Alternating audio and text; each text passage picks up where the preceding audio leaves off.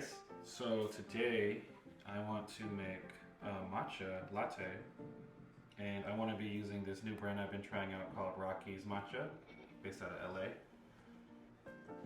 Very good. We've had it before, but this is like our staple matcha brand that we use.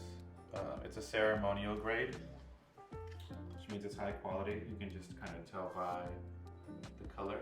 Yeah, you can just tell by the color, and just like if you could smell it, it smells really nice. It's a very high quality ceremonial grade matcha powder. And it's our favorite, and we're just gonna make a quick latte today, and I'm gonna take you through the process. So we're going to weigh out 2 to 3 grams of matcha powder. We're gonna sift it though, because as you guys know, matcha powder is a little like clumpy, and the smoother it is, the better and easier it is to mix. Yeah, so we take our sifting bowl, put in our scale, tare it, and then our bowl and our sifter. Tare it again. So I'm just gonna go until they get a 2 to 3 grams. There's 1. Let's go 2. Oh, and while we do that, I forgot. I'm gonna turn my water on. You wanna keep your water at no higher than 175. Anything above that will burn the matcha. A lot of people don't know that.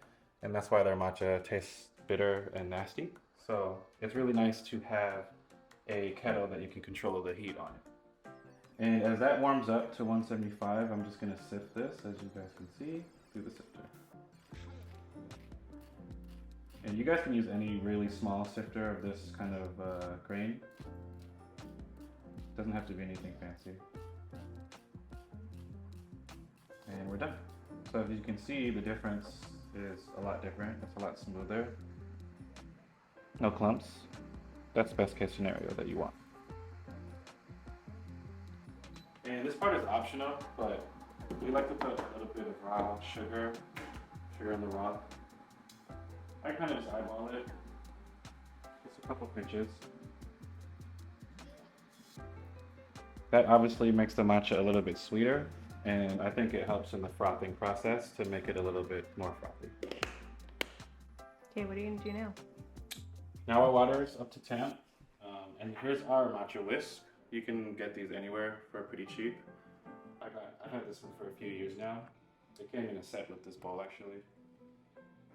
What you're supposed to do is, since this is made out of wood and bamboo specifically, it's not that pliable at first, so you kind of want to run it under hot water. Some people stick it in boiling water for a few seconds, but I think it's just easier just to run it against some hot water if you're just like kind of lazy or time crunch. I've had this one for a while, so it's a little bit more pliable than a brand new one, so I don't do it with water. So our water's up to temp now, and I've heard 30 grams, I heard 50 grams. I'm gonna do somewhere in the middle today of water, so let's go somewhere past 30. 36, cool. Feels good. And then from there, you want to just take your whisk, and you're supposed to do like a W motion, if that makes sense. So you're going back and forth, and as you can see, you're creating the froth. It smells really good. Just because, like I said earlier, the ceremonial grade matcha is not the stuff you would just get from any old market. You should be very specific about your matcha powder. I believe that that's what makes it taste great instead of just good. And a lot of cafes will use ceremonial grade if they're a good cafe. So you want to just do this for until you see the froth look like it has a good layer on top. You can kind of see. You can kind of mix it up too. I see people pop bubbles sometimes because you want that like micro foam like you have on like a latte or a cappuccino. But mainly you want to just be doing the W motion back and forth for anywhere from like 30 seconds to a minute until you feel that the powder is mixed in.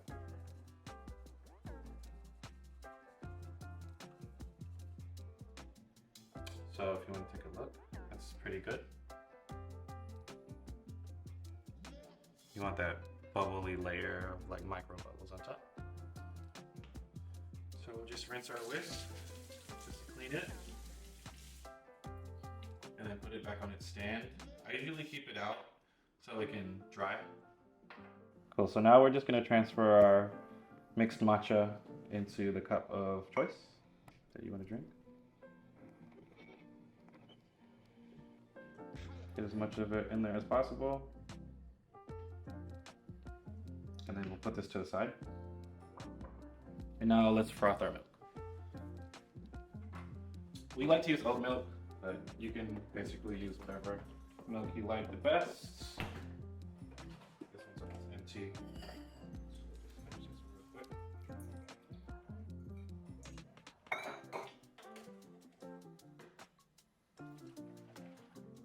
Why do you like this milk?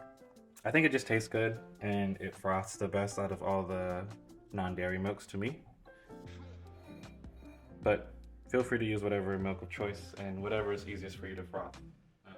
But again, just a tip for when you're frothing your milk, you want to go right below where this kind of tip starts. So that's about halfway. So I'll fill it up until that point. Just somewhere around there. And then we'll start steaming. Always do the steam first a little bit so you get all the excess water that's in here out. And then start there. And then froth our milk.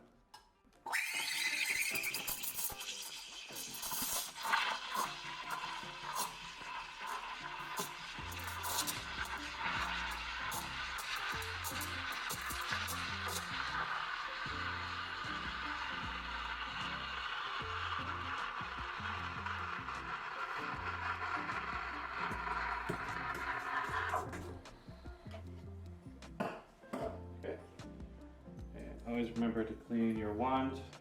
I like to put a little water on it just to clean it. And then spray the excess out so you don't get any milk stuck in there because it'll burn. And let's see if we can get some latte on. So I'm knocking. You'll see a lot of baristas, they'll knock their cup a lot because that'll break the bigger bubbles in your foam because you want the smallest amount of bubbles as possible. Like you can't even tell that there's bubbles, it just looks like wet paint is what baristas like to say. So you'll see me knock it and then I'll swish it like in circles to kind of break down the milk. And let's see if we can get some latte art. So start high, make your milk base, and then when you're about halfway, 2/3, get close to the cup.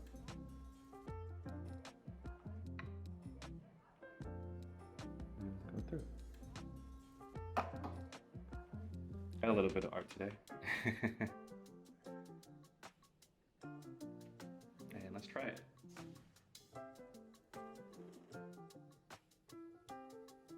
Very good. We love this matcha powder.